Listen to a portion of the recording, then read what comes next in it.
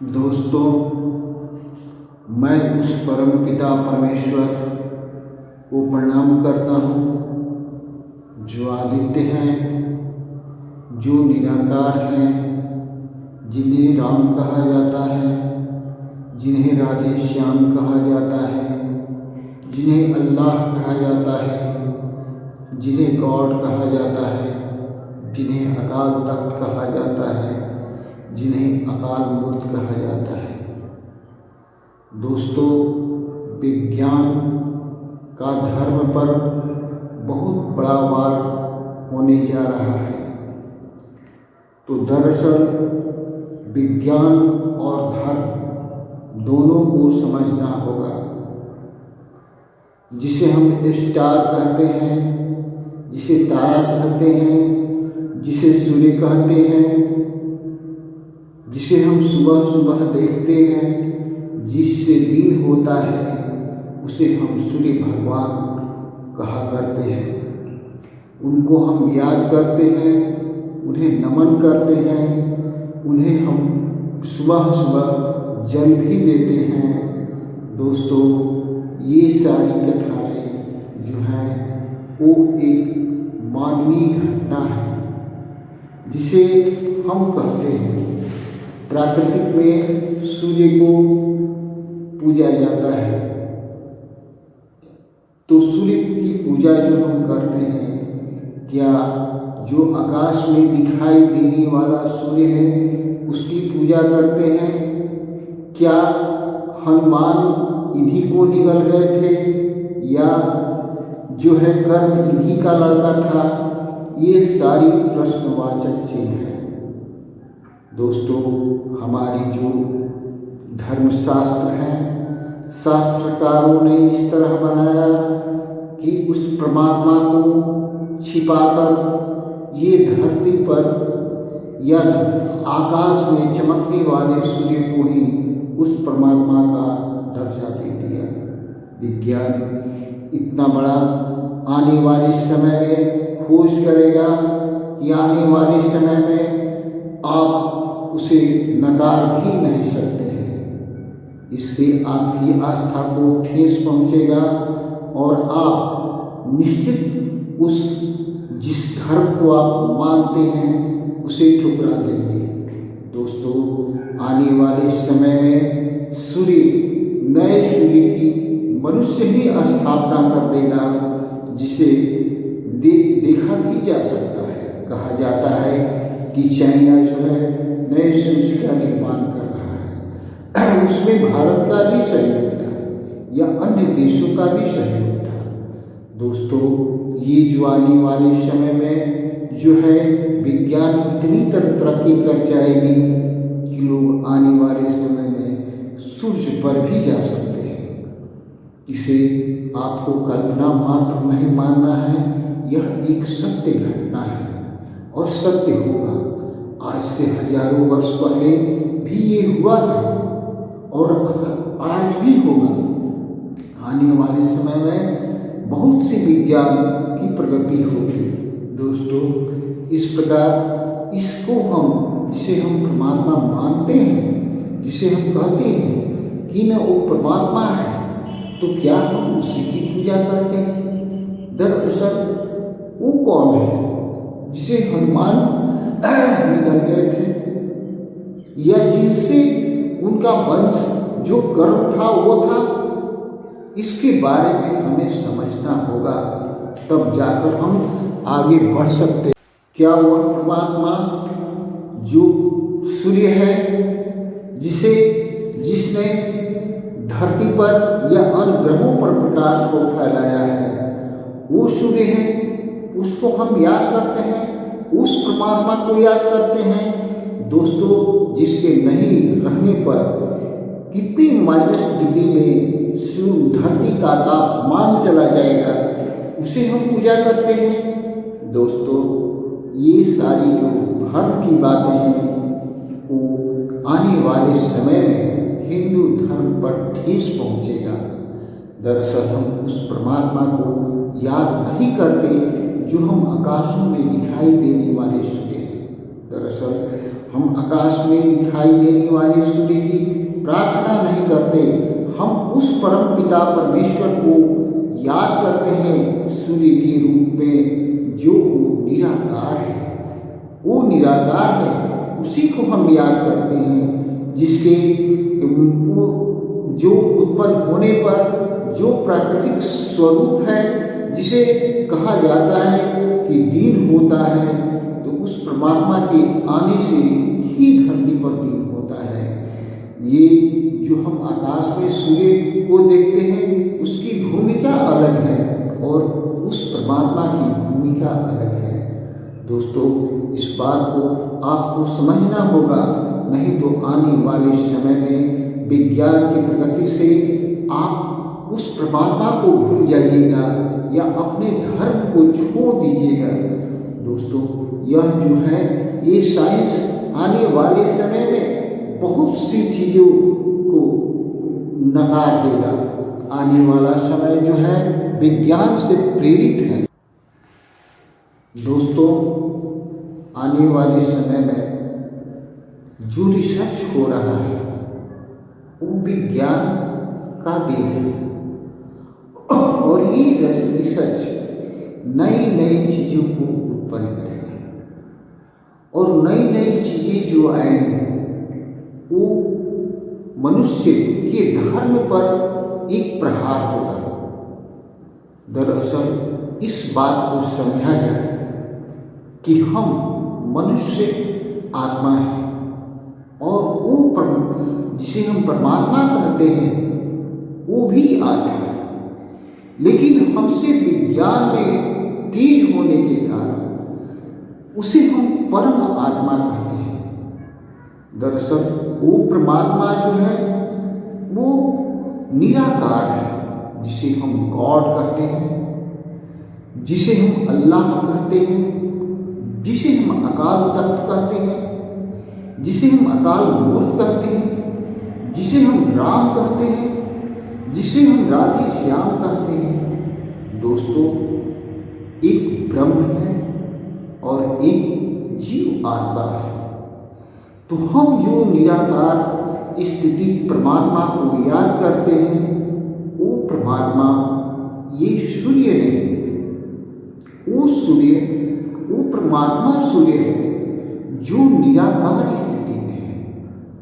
और निराकार स्थिति में जो है वो आने वाले समय में वो कभी आपके सामने प्रकट नहीं होता। उसे नारायण कहा जाता है, जो नर के रूप में नहीं आता है, और हम नर आए हैं, यानी आत्मा जो नर के रूप में आए हुए हैं। दोस्तों, इस प्रकार मैं आपको बता देना चाहता हूँ कि आने वाले समय में नए नए सूर्य की आविष्कार होगा। लोग आवश्यकता अनुसार इस सूर्य को बनाएंगे। ये मनुष्य आत्मा परमात्मा से कोई कम नहीं है, लेकिन उतनी शक्तियाँ इसे नहीं है। ये रिसर्च करके कोई चीज़ को उत्पन्न कर सकता है, लेकिन वो बिना रिसर्च के ही उत्पन्न करता है। एक प्राकृतिक है और एक आत्मा है। प्राकृतिक आत्मा को भी प्राकृतिक कहा जाता है। दरअसल हम इस आत्मा को ढंग से समझें और जानें, तभी हमें पता चलेगा। जिसे हम गॉड कहते हैं, जिसे राम कहते हैं, जिसे अल्लाह कहते हैं, वो कौन है? वो कौन है? वो किस स्थिति में है? वो निराकार स्थिति में है। दोस्तों, वो निराकार परमात्मा है जिसे हम हमारे शास्त्रों में वर्णन किया है, जिसके पुत्र कर्ण थे, जिसको हनुमान निगल गए थे।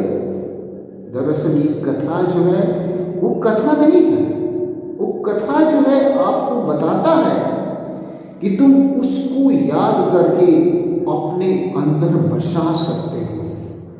वो आत्मा है, वो इस शरीर में आकर शरण ले सकता है या रह सकता है। जिस तरह हनुमान राम राज्य में राम के दरबारियों के सामने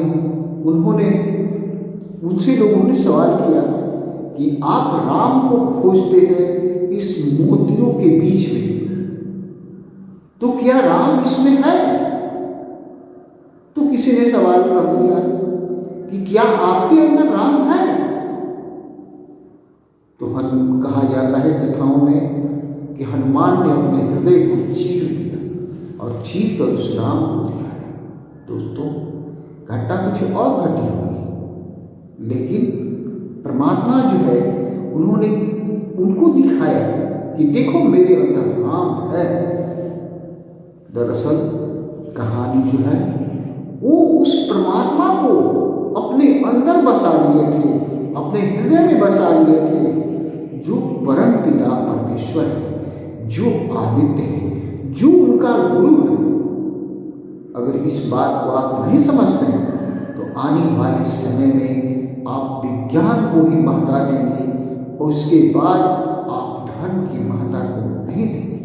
दोस्तों, इस प्रकार महर्षि दुर्वासा ने कुंती को ये मंत्र दिए जिसके द्वारा वो किसी देवता को बुला सकते थे। वो देवता आकर उसकी इच्छाओं को पूर्ति करते थे। आज भी अगर आप इतना पहुंचे हुए हैं तो आप किसी देवता को बुलाएंगे तो आपकी इच्छा को वो अवश्य पूर्ति करता है, उसके बाद ही यहाँ से वो प्रस्थान करता है। दोस्तों, उसी प्रकार कुंती ने उस वक्त जो था उनको बुलाया और बुलाकर उन्होंने अपनी इच्छा को प्रकट किया कि मेरे पति जो है इनको बच्चा नहीं होगा, और बच्चा नहीं होगा तो मेरा वंश नहीं चलेगा। तब जो परमात्मा सूर्य जिन्हें हम कहते हैं, जो आदित्य हैं, वो उनको उनसे जो बच्चा हुआ उसी का नाम कर्ण पड़ा। दोस्तों, हम आपको हजारों जितनी भी वीडियो मैंने डाला उसमें यही बताया कि सृष्टि के समय, सृष्टि की रचना के समय परमात्मा जो थे उन्होंने ये जो ब्रह्मा के बारे में मैंने अगले वीडियो में बहुत पीछे भी बता चुका हूँ कि ब्रह्मा के जितने शिष्य थे वो जो थे देवता बने, और ब्रह्मा जो थे वो परम पिता परमेश्वर की दर्जा को प्राप्त किए। ये सृष्टि का जो हमारा विज्ञान है, जो हमारा इतिहास है, इसे हम पढ़कर उसे आपके सामने रखा। अगर आप इसको समझिएगा तभी आप इसे जान पाइएगा। दोस्तों, आत्मा एक ऊर्जा है, और ऊर्जा जिसे हम एनर्जी कहते हैं, पावर कहते हैं। लेकिन संसार की जितनी एनर्जियां हैं या शक्तियां हैं या ऊर्जा है, उससे आत्मा एक अलग प्रकार की ऊर्जा है। ये ऊर्जा का विज्ञान ही कहता है और अध्यात्म भी कहता है कि इस ऊर्जा का कभी विनाश नहीं होता, न कभी विनाश हुआ है और न कभी होगा। तो कहने का मतलब है कि आत्मा रूपी एनर्जी जो है इसका भी विनाश नहीं होता। दरअसल पदार्थ का निर्माण कर सकता है, लेकिन आत्मा जो है शाश्वत है, उसको न कोई बना सकता है और न कोई मिटा सकता है। ये हमारे धर्मशास्त्र भी कहते हैं और विज्ञान भी कहता है। इस आत्मा में सोचने की शक्ति है। आप कहिएगा कि निराकार अवस्था में क्या वो सोच सकता है? तो मैंने अनुभव किया है कि वो सोच सकता है, देख सकता है। दरअसल वो कार्य कर सकता है जिसे हमने अनुभव किया। संसार में कभी न इस आत्मा का न उस परमात्मा का कभी उत्पत्ति हुआ है और न कभी विनाश हुआ। हुआ है, न कभी विनाश होगा और न कभी उत्पत्ति हुआ है। दरअसल ये सीमित है। अब कितना सीमित है? मैंने तो आपको एक वीडियो में बताया कि जितनी हम शून्य देखते हैं वो सारी आत्माएं हैं। दरअसल यहीं तक नहीं, इसी लोक में नहीं, इसी धरती पर नहीं, हो सकता है कि आने वाले समय में या हम और भी ग्रहों की खोज करें जिस पर मानव का जीवन हो, और इस प्रकार जीवन की खोज अगर किया जाए तो सभी जगह वो आत्मा है। कहा जाता है शास्त्रों में, क्यों निराकार स्थिति में पूरी दुनिया में फैला हुआ है। सारा आकाश जो हम देखते हैं ये महासागर के समान है। जिस तरह सारी नदियां एक एक बूंद जाकर उसमें मिल जाता है, उसी तरह सारी आत्माएं एक समय ऐसा आता है कि उसमें मिल जाता है। कहा जाता है स्थूल शरीर के मृत्यु के बाद सूक्ष्म शरीर भी अलग अलग भागों में बटा हुआ है। तो सूक्ष्म शरीर भी विनाश होता है, और जब उसका विनाश होता है तो निराकार स्थिति में उस आकाश सदृश हो जाता है जहां उसे कोई देख नहीं सकता, कोई उसे देख नहीं सकता, न हम न आप न कोई। असल जो हमारा सोच है, हमारे शास्त्र मूल्यमानकर्ताओं ने जो हमें एक तरह से धोखा दिया, या वे इनकी नासमझी थी, या जो भी हो, उन्होंने हमें गुमराह करने की कोशिश की। या हो सकता है वो उस वक्त के लोग उनसे सवालों पर सवाल करते होंगे, तो उन्होंने लोगों को समझने के लिए इस तरह की कथाएं कही।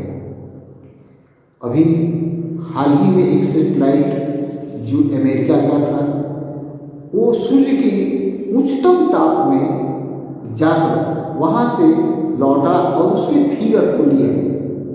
तो क्या आप कहिएगा कि वो परमात्मा सूर्य है? नहीं, वो परमात्मा सूर्य नहीं है। वो परमात्मा सूर्य जो परम पिता परमेश्वर है, जो आदित्य है, मैं उसकी बात करता हूं। वो नारायण है। वो नर के रूप में आने वाला नहीं है, लेकिन फिर भी उसे हम देव स्वरूप में दिए हुए हैं। हम उसको याद करते हैं, वो हमारी इच्छाओं को पूर्ति करता है। वही अल्लाह है, वही कृष्ण है, वही राधे श्याम है, वही राम है। दोस्तों, यहाँ कोई जाति की बंधन नहीं है कि मैं सर्वोपरि। अगर आप इसको ध्यान से नहीं सुनिएगा और ध्यान से नहीं देखिएगा तो आने वाले समय में हम धर्म से अलग हो जाएंगे, और धर्म से अलग होने का मतलब है कि हमारा संस्कारों का विनाश हो जाना है। नमस्कार। क्या